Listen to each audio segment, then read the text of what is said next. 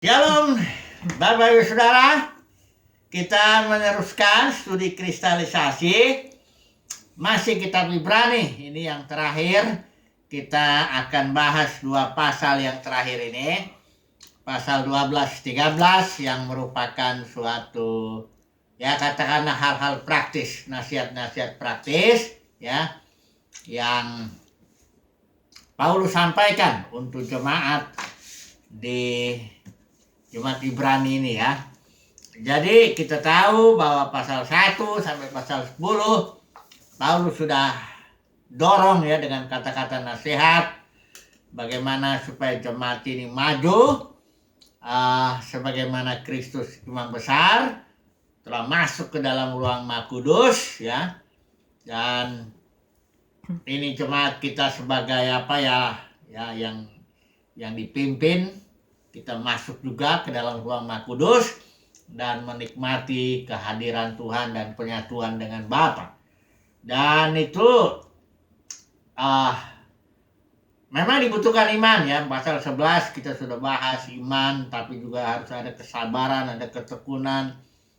Dan ada banyak di sini ya. Iman itu bisa membuat orang mengerti, memberikan persembahan yang baik, terangkat seperti Henok ya, seperti Nuh, menyelamatkan keluarga, menghakimi dunia, dan demikian juga seperti Abraham, iman membuat dia dimampukan beranak cucu walaupun usianya sudah lewat, memberikan berkat ya semuanya. Dan yang terakhir kita sudah bahas mengenai upah ya, bagaimana Musa karena iman dia meninggalkan kemuliaan Mesir ya, dan dia mau mengidentifikasikan dirinya dengan umat Tuhan karena dia mengarahkan ya hatinya kepada upah yang di sorga maksudnya ya. Nah, di sini kita mulai masuk ke dalam hal-hal praktis ya. Mari kita melihat dulu pasal 12 ayat 1 ya. Dikatakan di sini karena kita mempunyai banyak saksi bagaikan awan yang mengelilingi kita, marilah kita menanggalkan semua beban dan dosa yang begitu merintangi kita dan berlomba dengan tekun dalam perlombaan yang diwajibkan bagi kita. Istilah perlombaan ini, istilah Yunaninya itu agon, itu artinya kontes atletik. Jadi perlombaan ya, hidup itu seperti suatu pertandingan atletik lah ya. Dan seorang atlet harus dia menanggalkan ya beban. Ya, beban ini sesuatu yang tidak harus dosa ya. Beban itu sesuatu yang menghalangi dia dalam mau bertanding ya. Kalau seorang yang hidup sehari-hari ya mungkin dia nggak masalah, misalnya minum banyak, dia bawa beban yang pakaian yang apa sebagainya. Tapi kalau udah mau bertanding, ada hal-hal yang harus ditanggalkan. Dia harus menanggalkan ya. Kalau malah kalau misalnya atlet renang kita lihat pakaiannya seadanya aja ya, artinya dia tidak boleh ada beban-beban yang membuat dia menghalangi dia untuk bertanding ya.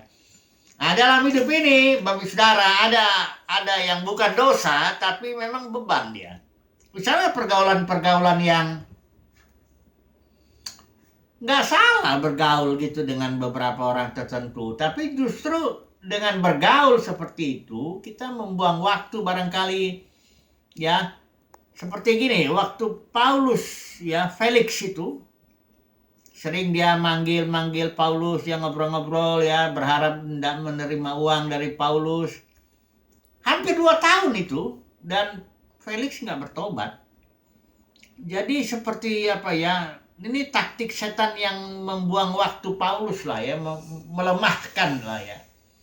Dengan pertemuan-pertemuan seperti itu yang tidak mendatangkan itu beban itu ya. Ada banyak ya, bahkan barangkali HP ini sekarang ini kan main-main sosmed ya, barangkali kita ngobrol sana sini atau sharing, dan banyak hal yang menjadi beban sebenarnya.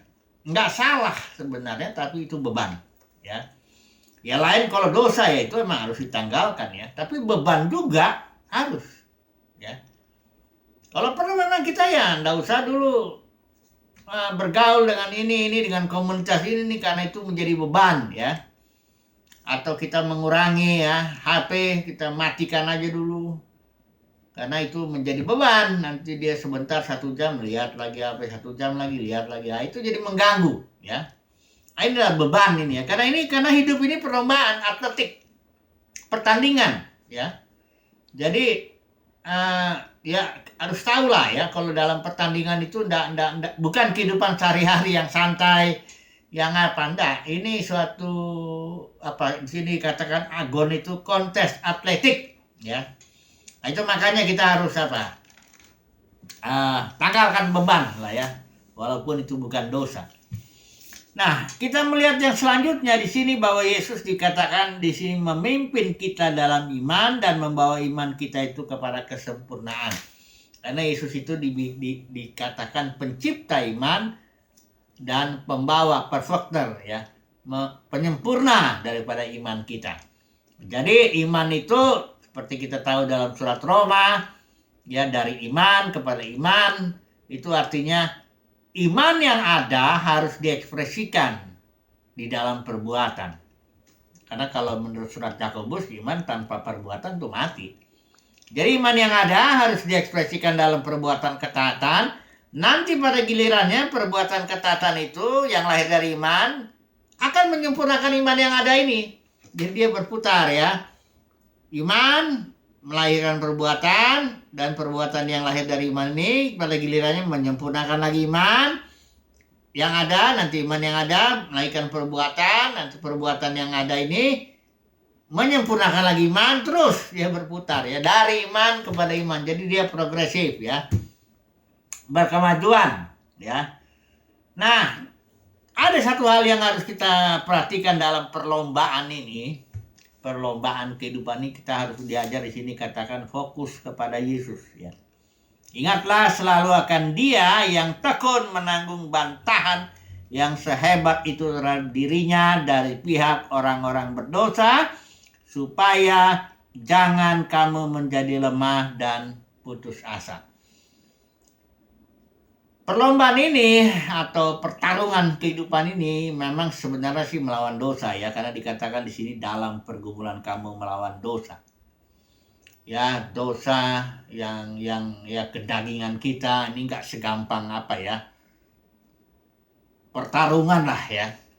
Terus kita berjuang. Kadang-kadang kalau kita nggak fokus kepada Yesus, kita malah kita fokus kepada diri kita, bisa kecewa.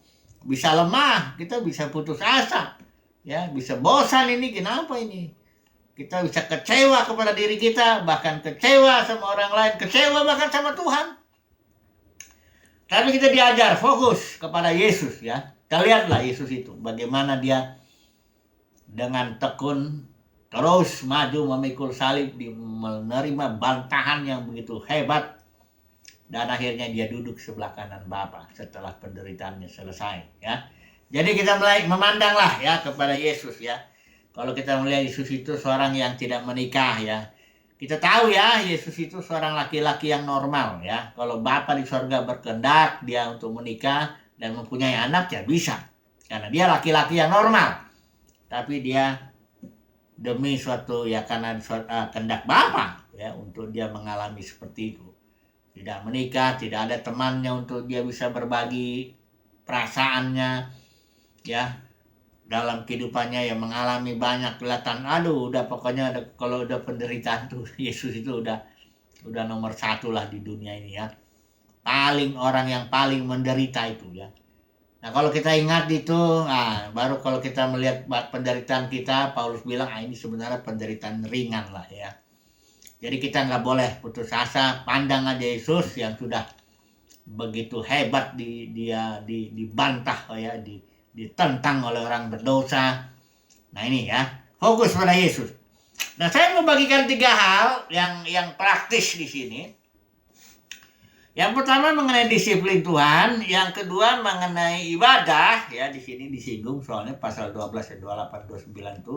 Dan satu lagi terakhir mengenai penundukan diri kepada para pemimpin. Ya. Coba dulu kita lihat yang mengenai disiplin ini, ajaran ya. Mari kita baca dulu sebentar. pasal 12 ayat yang ke-7 ya. Jika kamu harus menanggung ganjaran, ini saya pakai terjemahan Elai ya. Allah memperlakukan kamu seperti anak. Di manakah terdapat anak yang tidak dihajar oleh ayahnya? Ya. Jadi dihajar itu tanda bahwa kita diakui sebagai anak. Dihajar itu artinya didisiplin, dibentuk. Karena waktu Yesus panggil itu, ya murid-muridnya, I will make you a fisher of men. Tadinya dia penjala ikan, tapi akan dibentuk, ya Petrus itu menjadi penjala manusia. Nah ini proses ini enggak semudah, artinya ya tidak segampang itu, ya.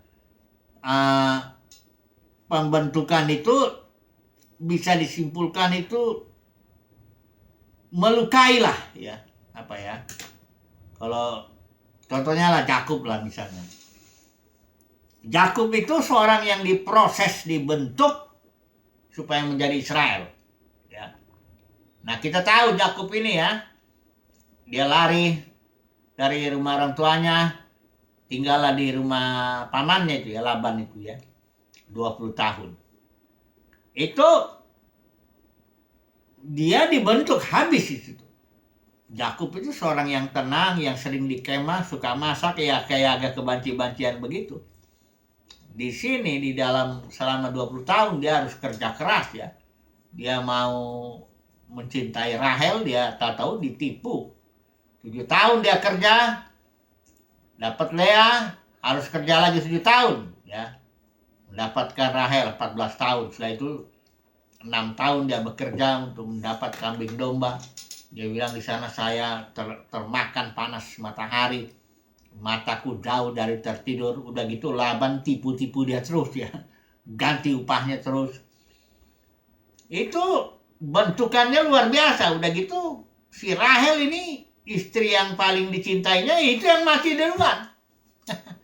Jadi terpukullah itu jiwanya Yakub itu. Kemudian Yakub punya anak Yusuf yang paling dicintainya juga. Itu juga pergi dari dia, walaupun dia waktu itu, walaupun Yusuf sebenarnya nggak mati, tapi kan itu Yakub dibawa. Ini jubah Yusuf yang paling bagus itu ada darah-darah di situ. Waduh, bagaimana rasanya itu? Ya seorang bapak itu kasih kabar, ini anak ini betul, ini jubah anakmu. Ya dihajar terus ya Yakub ini ya. Sampai tapi di akhir hidupnya dia sujud menyembah. Dia memberikan berkatnya dengan luar biasa, nggak meleset ya. Tangannya begini dia memberkati Efraim lebih daripada Manasye. Itu nggak meleset ya. Karena dia diproses, dihajar, didisiplin. Ya, di sini juga dibilang bahwa tiap-tiap ganjaran pada waktu diberikan tidak mendatangkan sukacita, tapi duka cita. Ayat 11 ini. Tetapi kemudian ia menghasilkan buah kebenaran yang memberi damai. Nah ini dia. Orang yang dibentuk, diproses, dihajar. Satu cirinya. Ada rasa damai dari dalam. Rasa puas, rasa tenang ya. Tidak lagi ya dikuasai oleh ambisi, keinginan yang apa ya. Nggak ngoyo ya hidup itu jadinya. Ya. Bukan berarti kita nggak mengejar sesuatu yang nggak punya visi, bukan begitu. Tapi artinya setelah dihajar, dibentuk, diproses, ambil bagian dalam kekudusan Tuhan, satu cirinya, tenang ya, menjadi damai ya, tahan ya, sabar ya, bisa menunggu Tuhan lah ya. Waktu Tuhan bisa ditunggu kalau orang sudah diproses, dibentuk ya. Ini cirinya ya. Ada seorang mengatakan begini, saudara berbahagialah ya kalau hidup saudara dan saya ini agak susah, dalam arti kita lihat orang kok lancar-lancar aja hidupnya ya. Ya bisnisnya berhasil, rumah tangganya enak ya, pelayanannya nggak susah dan sebagainya. Sementara kita di sini kok kayak susah gitu ya. Bersyukur Bapak Saudara, berarti kita sedang, ya kita diakui sebagai anak ya. Kita sedang dibentuk, diproses, dan makin dihajar ya, makin mahal ya. Saya beri contoh begini, kalau logam itu ditempa, dihajar, dijadikan tapak kuda ya, apa ya? Tapal atau tapak. sepatu kuda, ya kan harganya nggak terlalu mahal sepatu kuda itu. Tapi kalau dia dihantam lagi, dihajar lagi, dia menjadi jarum-jarum lah ya, besi-besi jadi jarum-jarum, kan jarum-jarum lebih mahal daripada tapak kuda besi sepatu kuda ini. Kalau ini jarum ini dilebur lagi, dibentuk lagi menjadi onderdilnya arloji, itu lebih mahal lagi. Jadi semakin ditempa, dihajar ya, diproses, sesuatu itu jadi lebih mahal. Ya. Nah jadi saudaraku, kalau semakin kita ini dihajar, dibentuk, diproses, kita makin bermutu. Ya, makin bermutu. Nggak bisa mengenal Tuhan dengan hanya baca Alkitab, ya istilahnya masuk sekolah teologi aja gitu, nggak bisa. Kita ini tahu dah ya, kita manusia ini kan nggak mungkin lah belajar kalau nggak dibentuk, dihajar, diproses gitu ya. Dan kadang-kadang keras sekali kita harus terbentur gitu ya. Barulah kita, baru kita belajar sesuatu ya. Nah ini dia disiplin ya.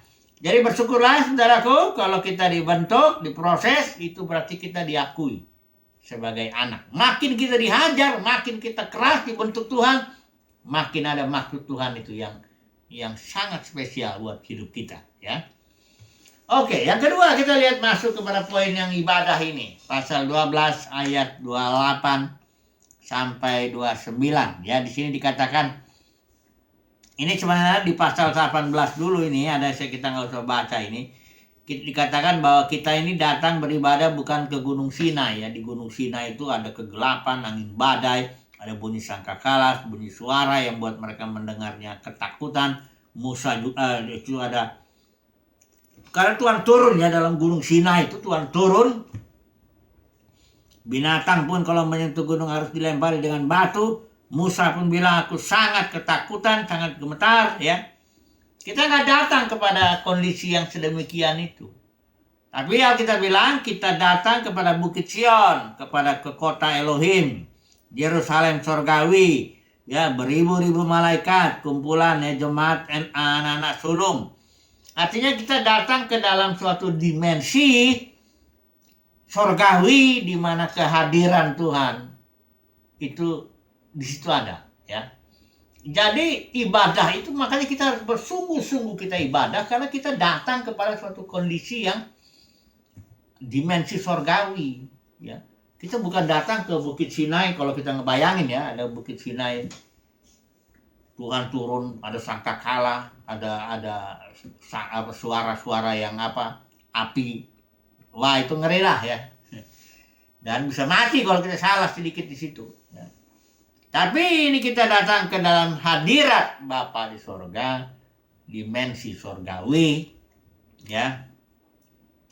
Mari kita ya sungguh-sungguh ya, kalau kita sudah datang artinya kita beribadahlah dengan cara yang berkenan kepada Tuhan. Kita tahu ya, ibadah dalam kitab Ibrani dikatakan pertemuannya juga bukan pertemuan yang jasmani, episinagoge itu ya, Ibrani 10 ayat 25. Episinagoge, suatu pertemuan, epi itu di atas, sinagoge pertemuan, suatu pertemuan dalam dimensi ilahi. Jadi kita beribadahlah, kita berusahalah kita ini ya, tetap dalam hadirat Tuhan 24 jam sehari.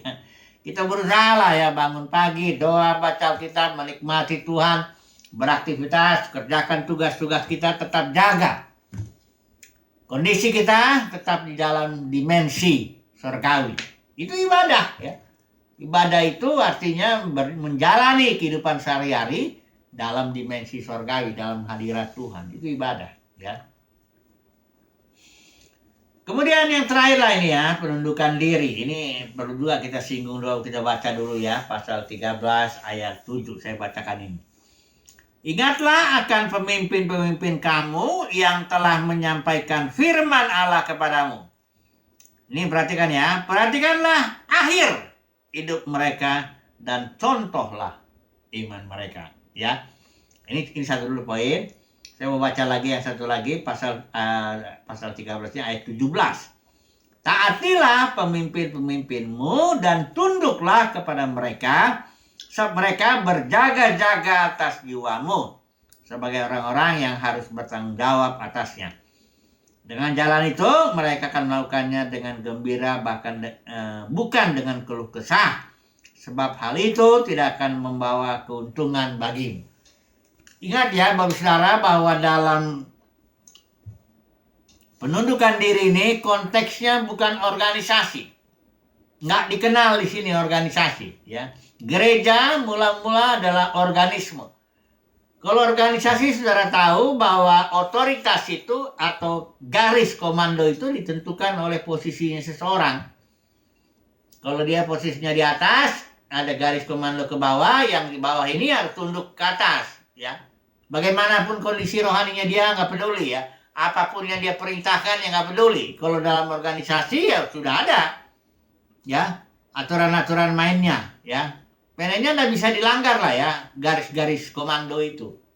Nah, yang dimaksud di sini penundukan diri ini bukan garis komando seperti organisasi begitu. Ini suatu hayat gitu ya, otoritas hayat. Otoritas hayat itu menjelaskannya memang sulit, tapi gereja adalah organisme, dan kalau kita belajar hidup mengikuti pimpinan Tuhan, kita akan tahu siapa pemimpin kita. Siapa orang yang di atas kita yang harus kita ikuti, katakanlah, ya. Dan kalau dalam organisme itu pemimpin itu lebih kepada jadi teladan, bukan yang ngatur-ngatur hidup kita, bukan. Dia mengarahkan juga, bahkan menegur, barangkali mengingatkan, tapi dia bukan seperti dalam konteks organisasi, ya. Enggak, dia lebih kepada teladan. Makanya ayat 7 ini bilang, ingatlah akan pemimpinmu yang telah menyampaikan firman Allah kepadamu. Juga konteksnya organisme itu menyampaikan firman, ya. Tapi perhatikan akhir hidup mereka dan contoh keteladanannya ini yang dan harus dilihat akhirnya. Kadang ini gini ya, makanya ada orang yang bilang kalau menilai seseorang tuh tunggu dulu sampai nanti tutup peti gitu lah, ya. Orangnya udah mati baru dinilai bagaimana.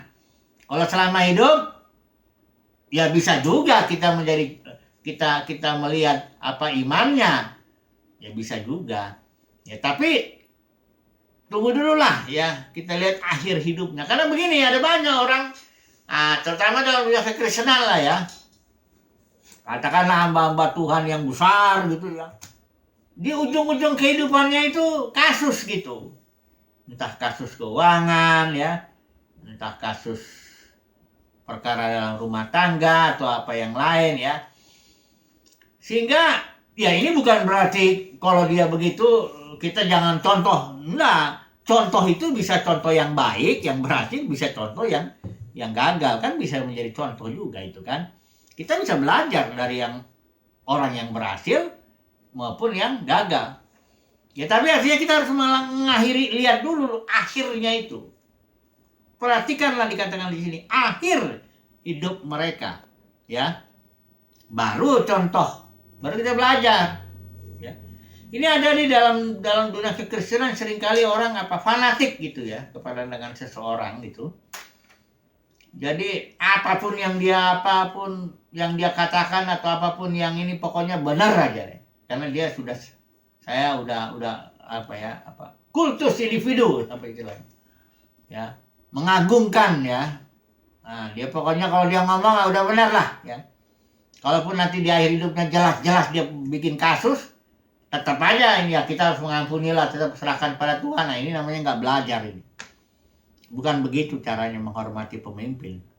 Ya, kita harus lihat kalau memang dia mengalami kegagalan, ya kita melihat dan kita belajar ya. Begitu mencontoh ya. Oke lah ya, mari kita ambil kesimpulan lah ya. Kesimpulannya tetap ingat Bapak Saudara, kehidupan ini adalah pertandingan. Kita bukan sedang santai-santai. Kita bukan sedang menjalani kehidupan sehari-hari yang gimana itu ya. Ini kita sedang dalam pertandingan kontes atletik ya. Jadi kita harus ya berjaga-jagalah ya. bersiap-siap, berjaga-jaga, berdoa. Karena ya hari-hari ini kata Paulus ini jahat dalam arti dia harus berwaspada lah. Pergunakan kesempatan yang ada karena kesempatan cuma sekali. Ya, pendeknya jangan lengah lah, berusahalah kita ya. Tetap tegap, tetap kuat ya, tetap fokus pada Yesus. Dan kita nanti akan mendapat apa yang menjadi bagian yang Tuhan janjikan kepada kita. Haleluya. Amin.